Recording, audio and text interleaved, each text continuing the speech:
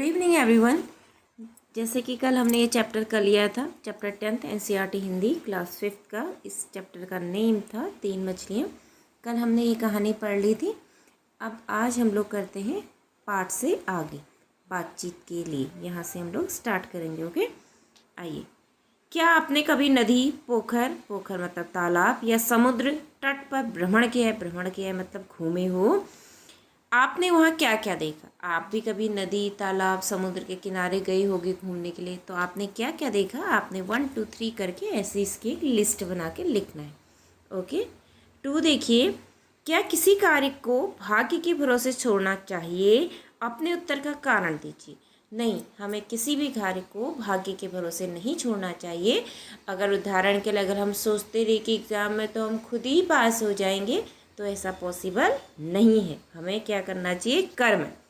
Okay. 3rd देखिए, यदि भविष्य मछुआरों से अपने प्राण नहीं बचा पाए, यदि उसके स्थान पर आप होते तो मछुआरों से अपने प्राण कैसे बचाते?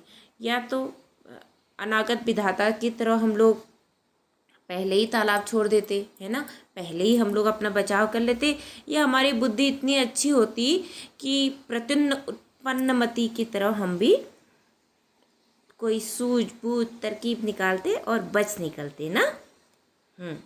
लेकिन यदि भविष्य अपने प्राण नहीं बचा पाई, ठीक है, क्योंकि वो भाग्य के भरोसे थी। ओके, आलसी प्रकृति की थी, ये भी है। 4 देखिए, आपको कौन सी मछली सबसे अच्छी लगी और क्यों? हमें अनागत विधाता सबसे अच्छी लगी क्योंकि उन्होंने वक्त रहते ही अपने लिए अलग रास्ता चुन लिया था। ठीक है। पाठ से निम्नलिखित प्रश्नों के सही उत्तर पर मछली चित्र बनाएं। एक से अधिक विकल्प भी सही हो सकते हैं, मतलब इसमें जो ऑप्शन दिए गए हैं वो एक से ज़्यादा ऑप्शन भी सही हो सकते हैं। अब प्रश्न को देखिए, अनागत विधाता को बहुत बुद्धिमती किस कारण बताया गया है? नाम के अनुरूप स्वभाव होने के कारण, हाँ। सब कुछ भाग्य के भरोसे छोड़ देने और चिंता न करने के कारण, नो। भविष्य की संभावित समस्याओं का हल पहले ही निकाल लेने के कारण, यस। श्रम और चिंतन से बचने की प्रकृति के कारण, नहीं। तो इसका 1 और 2 इसके सही हैं। तो आप यहाँ पे बनाइए फिश। ओके, यहाँ पे आप लोग बनाइए 1st और 3rd में बनाइए फिश। ओके, ऐसे कर। ओके। खो देखिए, मछुआरों की बात सुनकर सभी मछलियों ने सभा क्यों की? गपशप के लिए, अपने प्राण बचाने हेतु, उपाय ढूंढने के लिए, मछुआरों को अपने जाल में फंसाने के लिए, पास के दूसरे सरोवर में जाने के लिए। अपने प्राण बचाने के लिए, ठीक है। उन्होंने इसीलिए एक मीटिंग बताई, सभा बुलाई। ओके। गौ देखिए, मछुआरों ने प्रत्युन्नमति को जाल से बाहर क्यों फेंक दिया? उन्हें जीवित मछलियाँ चाहिए थी, हाँ। उन्हें प्रत्युन्नमति सुंदर नहीं लगी, नो। जाल में बहुत अधिक मछलियाँ थी, उनसे जाल उठाया नहीं जा रहा था, तो क्योंकि उन्हें जीवित मछलियाँ चाहिए थी। ठीक है। तो यहाँ पर भी आप फिश बनाइए।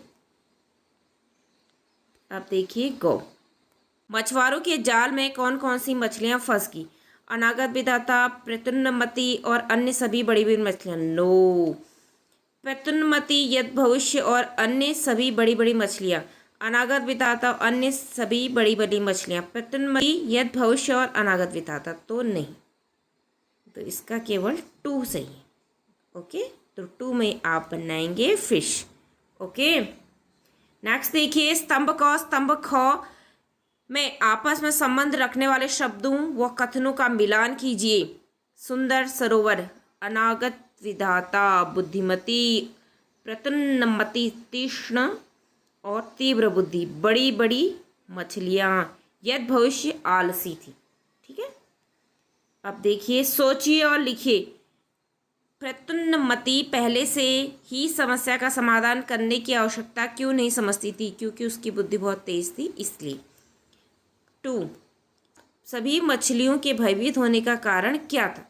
क्योंकि वो डर गई थी कि कहीं मतलब मछुआरे हमको पकड़ ना ले करके ना, इसलिए। 3rd, जो होना होगा सो तो होगा ही, यह किस मछली का मानना या था? मानना या वह ऐसा क्यों मानती थी? ये यद भविष्य का मानना था। अनागत विधाता ने मछुआरों की योजना से बचने के लिए क्या उपाय सोचा? दूसरे तालाब में चलेगी। प्रतुन्नमति ने मछुआरों से बचने के लिए क्या उपाय सोचा? उसने एकदम अपने आप को मरा हुआ दिखाया। भाषा की बात। कहानी में आए कुछ संज्ञा, सर्वनाम, विशेषण व क्रिया शब्द नीचे शब्द सरोवर में दिए गए हैं। इनकी पहचान करते हुए उन्हें उनके संबंधित परिवार के स्थान पर लिखें। शब्द सरोवर, अच्छा ठीक है, ये है पूरा शब्द सरोवर। ये देखिए, अब नीचे इसका चार्ट दिया है, ये चार्ट है, आपने यहाँ शब्द लिखने हैं। मैं बता रही हूँ, आप लोग लिखते रहिएगा। कुछ क्या है? विशेषण है, ठीक है। सभा, सभा भी क्या है? विशेषण है। वह सर्वनाम, बचना विशेषण, सुंदर विशेषण, तीन विशेषण, सरोवर संज्ञा, पहली विशेषण, रहना क्रिया, हमने सर्वनाम, मछली संज्ञा, ठीक है, सोचना क्रिया, अच्छा विशेषण, उन्होंने सर्वनाम, मछुआरा संज्ञा, यद भविष्य संज्ञा, दो विशेषण, लिखना क्रिया, जाना क्रिया, मैं क्या है? सर्वनाम। ओके, तो हमने यहाँ पे ये शब्द लिखने हैं। अब आइए 2। कहानी में आए एक वचन बहुवचन शब्दों की खोज करते हुए निम्न तालिका को दिए गए उदाहरण के अनुसार पूर्ण करें। एक वचन शब्द, बहुवचन शब्द, मछली मछलियाँ, ध्वनि ध्वनियाँ, मैं हम, और इसमें आया है मछली मछलियाँ, मैं, मछुआरे मछुआरा मछुआरे, तालाब तालाबें, ठीक है। नीचे थर्ड देखिए, नीचे दिए गए उपयुक्त शब्दों से रिक्त स्थानों की पूर्ति कीजिए।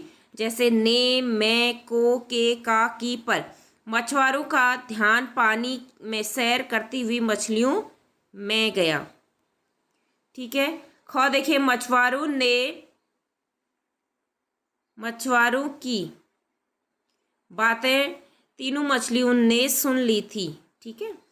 ग देखिए, वह कहने लगी कि मैं तो अपने इस पुराने निवास स्थान को छोड़कर कहीं नहीं जाऊंगी। उत्तर भारत में एक सुंदर सरोवर में 3 मछलियां रहती थी, ठीक है। 4 देखिए, दिए गए विराम चिन्हों में से उचित विराम चिन्ह का प्रयोग करते हुए नीचे दिए गए वाक्य को पुनः अपनी लेखन पुस्तिका में लिखिए। प्रश्नवाचक, कॉमा, पूर्ण विराम, संबोधक चिन्ह, उदाहरण चिन्ह और योजक चिन्ह। अब आपने इन चिन्हों का प्रयोग करना है इन सारे वाक्यों में। जैसे एक समय की बात है, फुल स्टॉप। पहला मछुआरा बोला, अरे, अरे के बाद आएगा संबोधन चिन्ह। देखो, इस सरोवर में कितनी बड़ी बड़ी मछलियां हैं, फुल स्टॉप। ख देखिए, ग देखिए, सॉरी, मछुआरों ने सरोवर में अनागत विधाता, प्रतुन्नमति, यद भविष्य और बड़ी बड़ी मछलियां स्वस्थ देखी। तो यहाँ पर आएगा कॉमा, कॉमा, ठीक है, बड़ी बड़ी मछली, ये अनागत विधाता के बाद कॉमा, प्रतुन्नमति के बाद कॉमा, यद भविष्य और बड़ी बड़ी मछलियां देखी, फुल स्टॉप। ख देखिए, हाँ हाँ, और कितनी सारी मछलियां एक ही जगह हमने पहले कभी नहीं देखी, दूसरा मछुआरा बोला, ठीक है, यहाँ पर भी कॉमा। अब देखिए, मछुआरों की बातें तीनों मछलियों ने सुन ली, तो यहाँ पर आएगा उदाहरण चिन्ह। जब कोई किसी की बात को एज इट इज दोहराया जाता है तो उदाहरण चिन्ह आएगा, ख में उदाहरण चिन्ह आ जाएगा। ओके,